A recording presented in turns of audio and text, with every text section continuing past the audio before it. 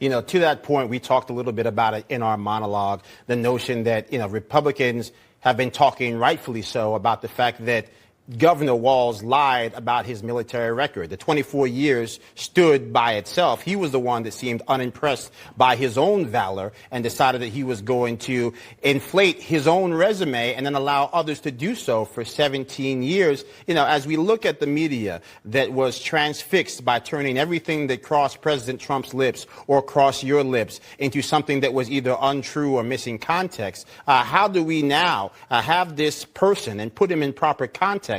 A state that was burnt to the ground in the aftermath of George Floyd, and more importantly, people who are the antithesis of the American values that we cherish, the meritocracy, the fact that you get out of life what you put into it. I think what you just said, that's brilliant. That's exactly what we need to focus on.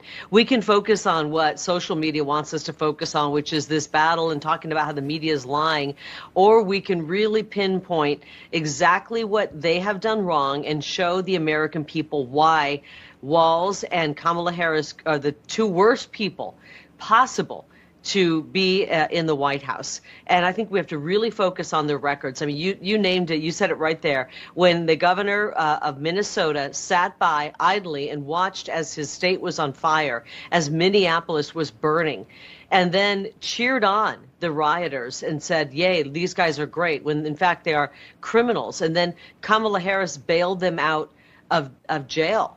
This is outrageous. We need to focus on what they've done wrong, and then we need to focus on what we can do to improve the lives of the American people. And it starts with getting President Trump elected, people like me who are serious about securing our border. We want to make sure we secure that border, and the Republicans are going to do it on day one. We're going to start to fix what the Democrats have screwed up.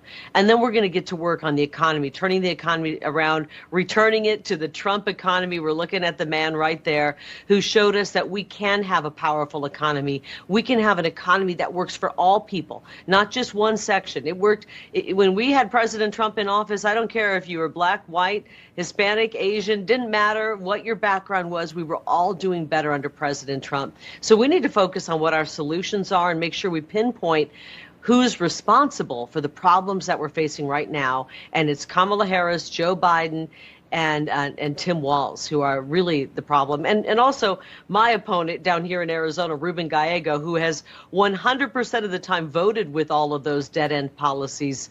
And once the people realize that we have the answers and the common sense solutions, we're going to see people showing up in droves to vote Republican in November.